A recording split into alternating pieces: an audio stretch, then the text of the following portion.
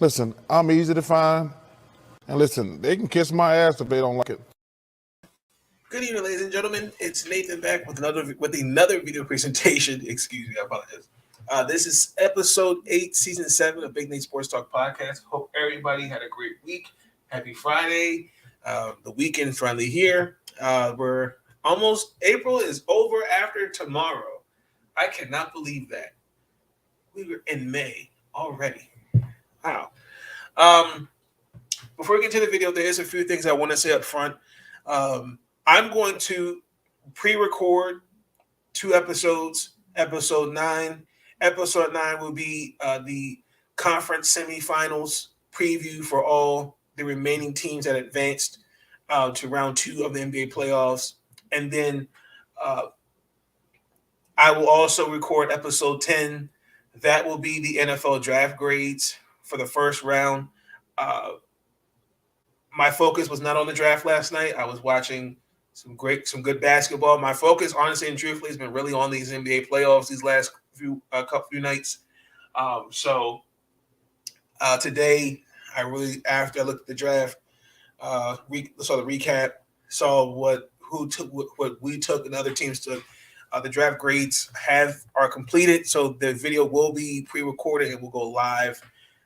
The goal is to do it Sunday afternoon. And then Sunday evening, I will go live with episode 11 of the WNBA preseason rankings. And then we're going to also just follow up with the Orioles. And I need to also to get an episode in here, which will probably be episode 12 with the Wizards. Also, I have not forgotten about the NBA mock draft. I'm just going to do that'll be somewhere around probably the first week after the end of the first week of March. So be tuned in for that. WNBA season starts May 6th. So we're going to try to get some guarantees in there for you guys. But that's what's pretty much come down the pipe. So be tuned in, especially for these 4 upcoming episodes. I'm still working on uploading all season 6. I'm up to now I'm up to episode 5 of season 6 on Anchor via Spotify. So I apologize if I am behind. So as you see the title, round 1 is, let me fix this because I waited until the Grizzlies and Timberwolves matchup was complete. Round 1 is over. In the last episode, we recapped the Heat and the Hawks and the Celtics and the Brooklyn Nets. Now, this episode, we're going to talk about the Milwaukee Bucks, the Sixers, Golden State, Phoenix, and Memphis, and Dallas advancing. We're going to start with the Milwaukee Bucks. This was easy for them. I'm been saying it for quite some time. They're going to go back to the NBA Finals. For me, Milwaukee did a good job. They're focused on containing DeRozan. He only held to 11 points, but he had 7 assists. Even though Giannis, he was 1 of 15, and I know he made like 11 or 14 shots.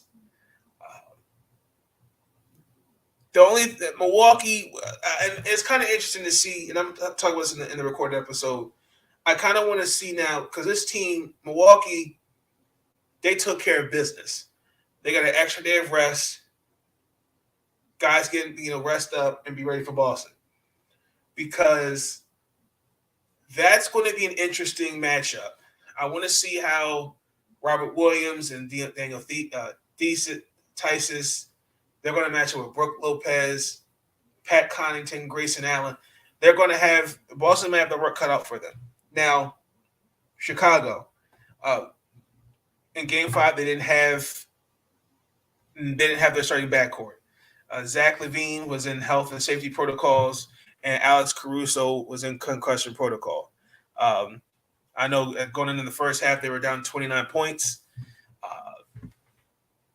Chicago just had no answers, and they weren't making shots, and they just, particularly on the defensive end of the ball, they really weren't doing a lot, and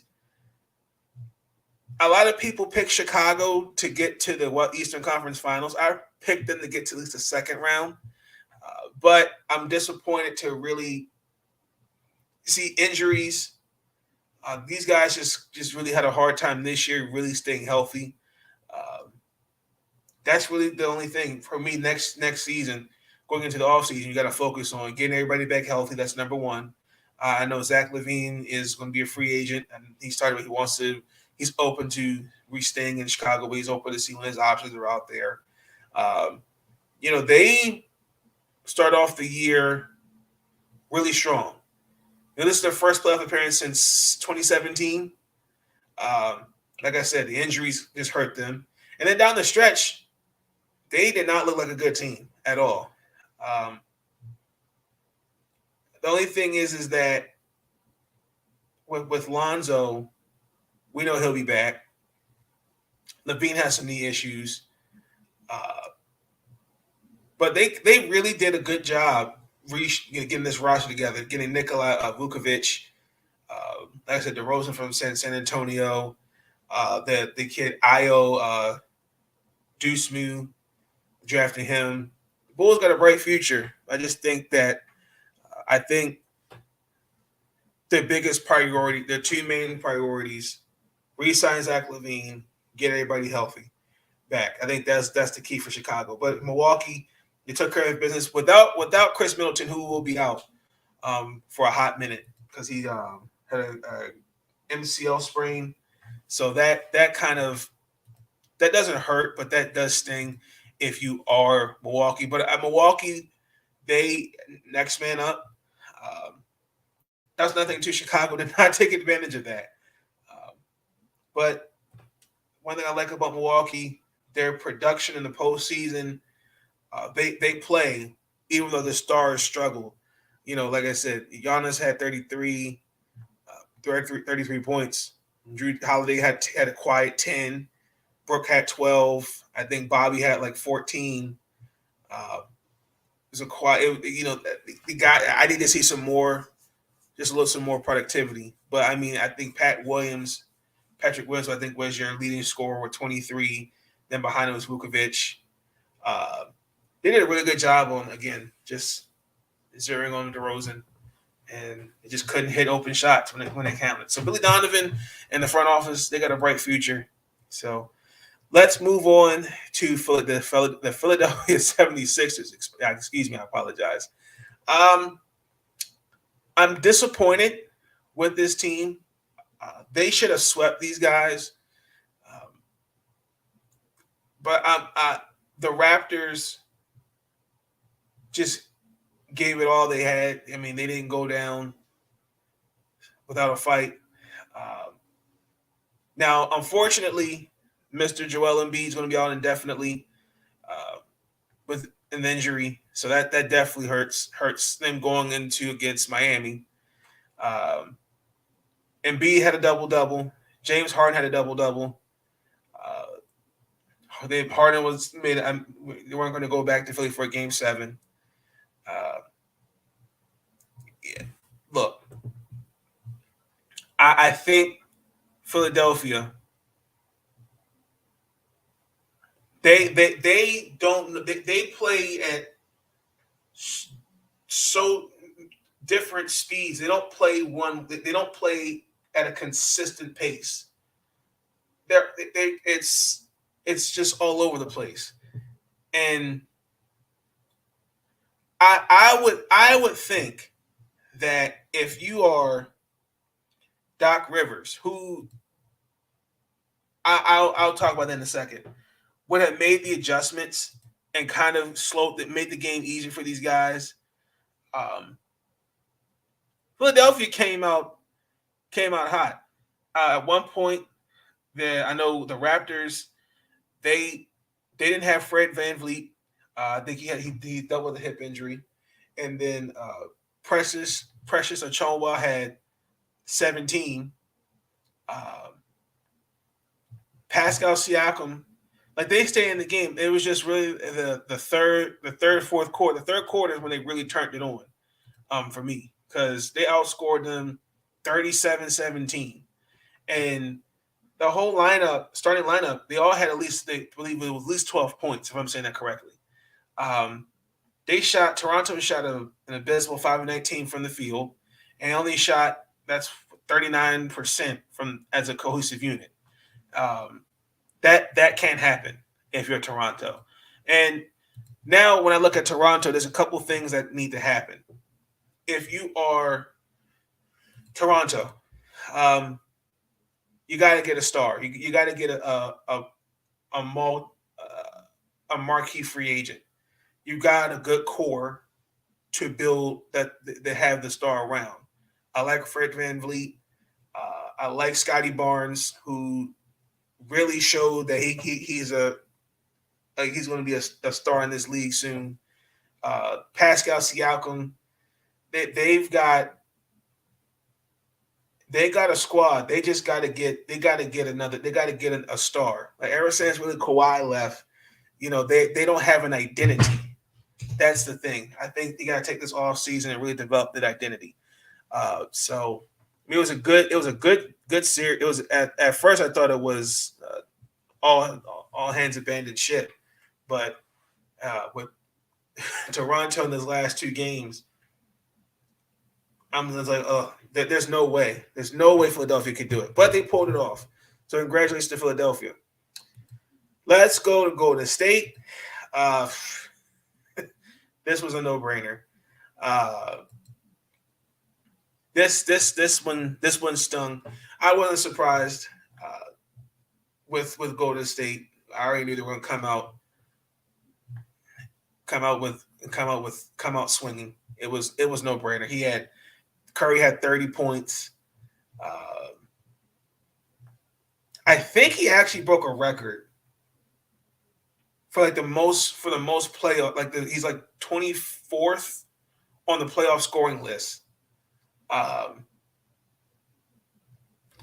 don't know. If you're Denver, there's a couple of things you got to work on. They're going into an off season where they don't have a lot of wiggle room. I believe they have at least when I did my research, it's $143 million in guaranteed money for 8 players. That means they're going to need 6 more roster spots, and guys are going to take a pay cut, unfortunately. Now, I believe the luxury tax, the salary cap projection is going to be, I think, $122 million for the 2022-2023 season. I think the luxury tax is going to be $149 million, if I'm saying that correctly. But regardless, when it does happen, they're capped out. They have little to no wiggle room. If you do the math, that's a little bit under $6.5 million, and they're going to have to figure out what they're going to do with this roster. I mean, Michael Porter Jr., you invested in him, and you know of his back injury. Jamal Murray, his ACL injury, and you have to pay the Joker. That's a lot if you're Denver. I mean, regardless, it was a good season. I mean, Nick, to me, Jokic, he put this team on his back. I mean, I feel like he, to me, is one of my 3 MVP candidates. I believe he should get it this year, but the way it's looking, it's going to go to Joel Embiid, and which is well deserved. But I do think if you're Denver, you got to get him some. You got to get these guys back healthy. But more importantly, they're going to have to really figure out. This is kind of next year's kind of going to be a make or break, because you've had this same roster for a couple years now, and you hate to kind of be in a situation where, okay, injuries, and we're not getting to at least the Western Conference Finals. Kind of look at the roster. I think Joker is going to be a free agent after next year, so they're definitely going to lock him up. Murray in 2025. MPJ, I think it's 2026. Aaron Gordon, 2026. That's Will Barton, Monte Morris, Bones Highland. I can't think of the other forward. Zeke something.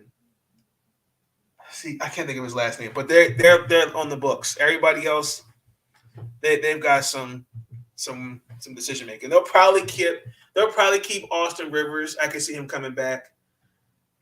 Boogie Cousins, they'll probably bring him back for the bare minimum. That's really it. Figure out who you can get, and it's going to be hard to get guys. So I was talking about this with the Brooklyn Nets. It's going to be hard to find guys who are going to want to take pay cuts, going to pay guys the minimum, especially with that top heavy of a team, and especially with that's been played that has a list of nagging injuries. So that's going to be an interesting offseason for the Denvers. How do you figure out who stays and who can you bring on board? The Phoenix Suns defeated the Pelicans. I was actually not surprised with this. I thought the Pelicans could squeeze. I thought I could see a game 7, but that is okay. Chris Paul shows why he's the best point guard in the NBA. He didn't miss a shot. Made 14 shots, 33 points. Just greatness, ladies and gentlemen, that we should be appreciating. If you are the Pelicans, you've got a bright future ahead of you. If you get Zion back healthy. He said he wants to sign the max. I think they got a lottery pick from the Lakers. I believe it is. So you got that. There were some guys that really had some bright spots this year for New Orleans. And Willie Green, man, shout out to Willie Green. Did a great job with these guys. Brandon Ingram, he's shown me that he's a star in this game. They got a bright future. With Phoenix, I see them getting to the Western Conference Finals. I think one of the couple things is going to be in their way. It's going to be either Memphis or Golden State that stands in their way. I believe Phoenix will get back to the finals. I think we're going to see Milwaukee versus Phoenix 2. Devin Booker, I thought the injury kind of took the momentum away from them, but it didn't. Chris Paul, he scored 19 points in the fourth quarter. It was games 1 and 3. And then to me, I just feel like no matter what you see from Chris Paul, he's going to it's not about the scoring. It's just about him as a leader and a game manager. It's just something about Chris Paul. He just has just a calm, cool, and collective personality. And I want a point guard like that. Devin Booker is supposed to be back. I know he's been nursing his hamstring. Fun fact: even with this series, the Pelicans out-rebounded the Suns by 64. If I'm doing the math right, it was like 279, 215. That's how they got out-rebounded. I was really amazed. I was surprised by a team that has some size got out-rebounded by the Pelicans, but the Pelicans out-rebounded the Suns. And for the most part, like I said, if you're in New Orleans, you got a bright future.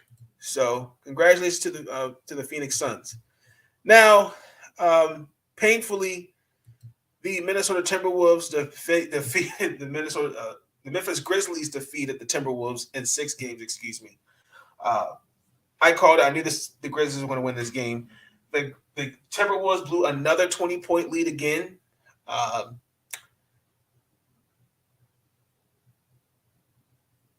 The Timberwolves, I think you're going to have to really sit down, and there needs to be some self-reflecting and looking in the mirror, because I don't know how the games that they lost, they had 20 or more points and they blew those leads. I don't understand that.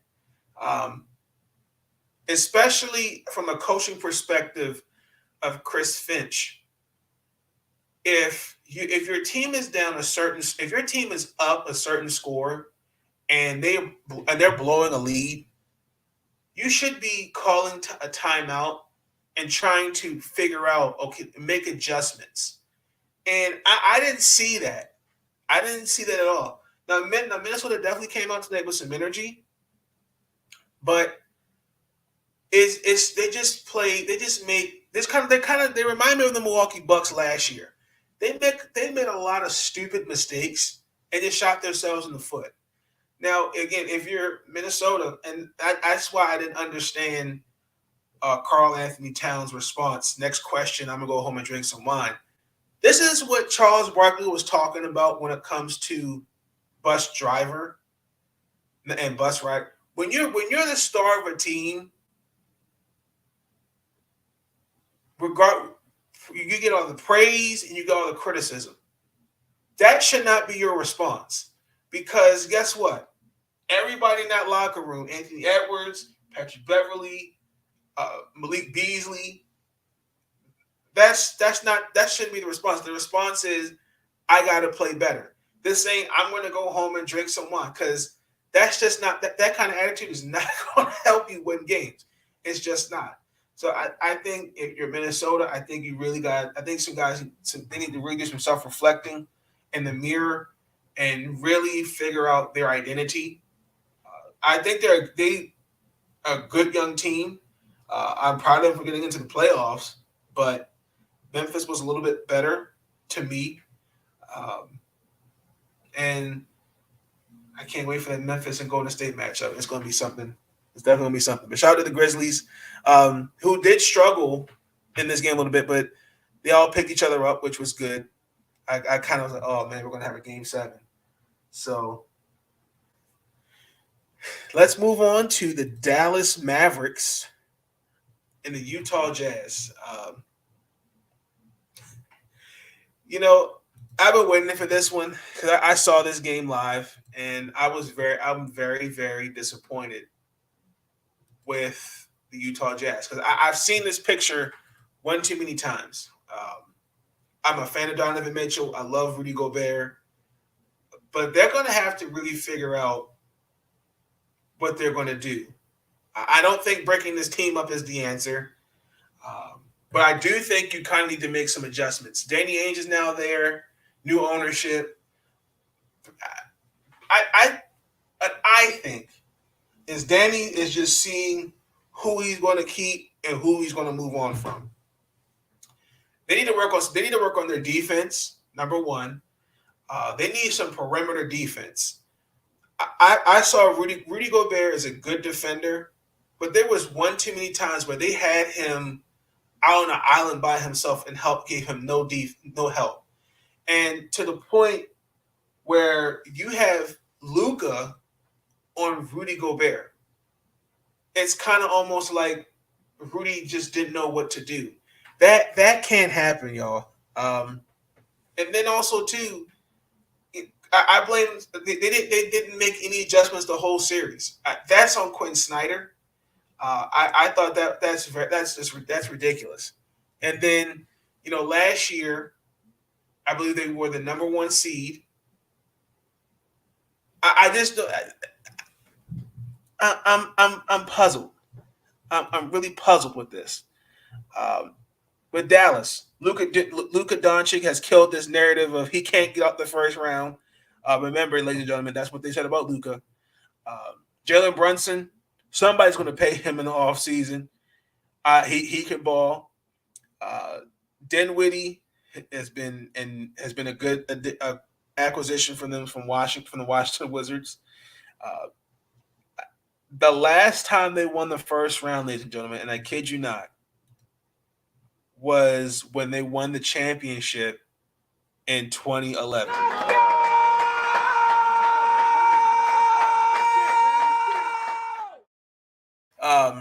So congratulations on that one. Jason Kidd, Nico Harrison, they really, really did a good job. I mean, they're doing a good job. This team, don't sleep on them.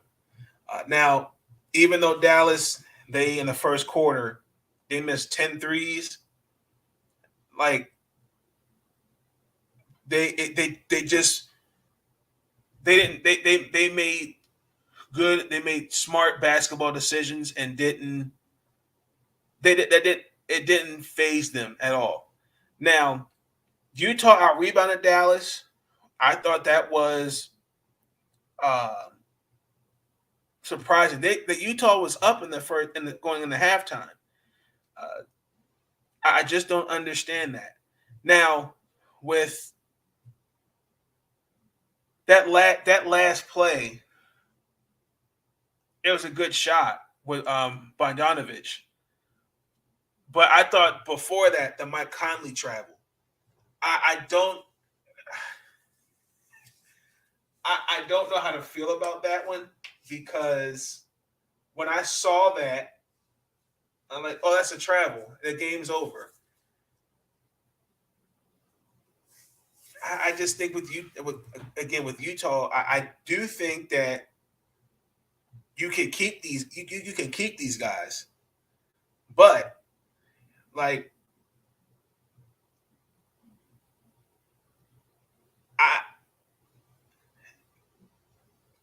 I, who I think you can move on from is Mike Conley and Bogdanovich. Uh, I mean, they don't have a first round pick, I think, until 2028. So that hurts. I think Memphis actually has a pick for Mike Conley, if I'm saying that right. Rudy Gobert has to develop his offense more. He's been like he's ever since he came into the league. His offense it hasn't taken a step forward. That's to me.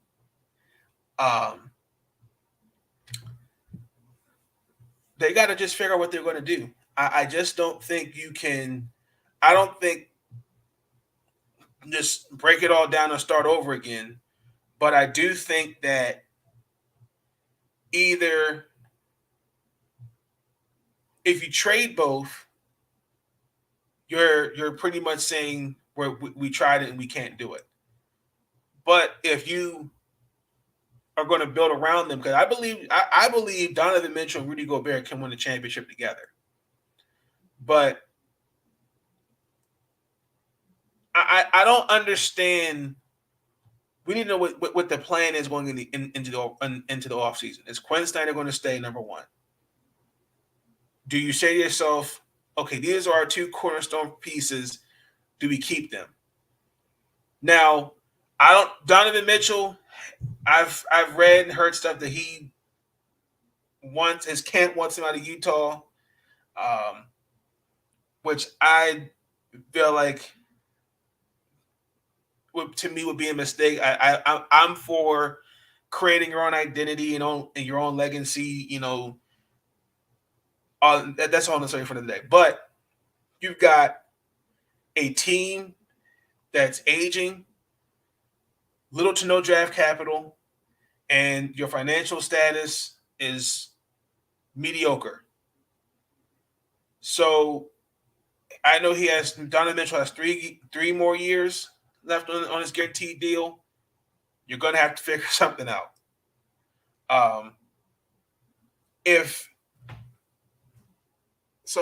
Now is a time to really, really figure it out if you're Utah. So we will see. But, ladies and gentlemen, that is going to conclude the episode. Y'all let me know your thoughts on the first round of the playoffs in the comments below. Who are you looking forward to going into the conference semifinals, which will be a recorded episode from me by yours truly. Like I said, ladies and gentlemen, be tuned in for these episodes. Let me know your thoughts. Again, thank you for the support you're giving me and this channel. Continue to hit that like button, comment, and also consider that subscribe button with notification bells on. Y'all let me know your thoughts. Also, give me suggestions in the comments below, things you want me to talk about in the podcast. But until then, y'all have a good night. Have a good weekend. Stay up, y'all. Listen, I'm easy to find. And listen, they can kiss my ass if they don't like it.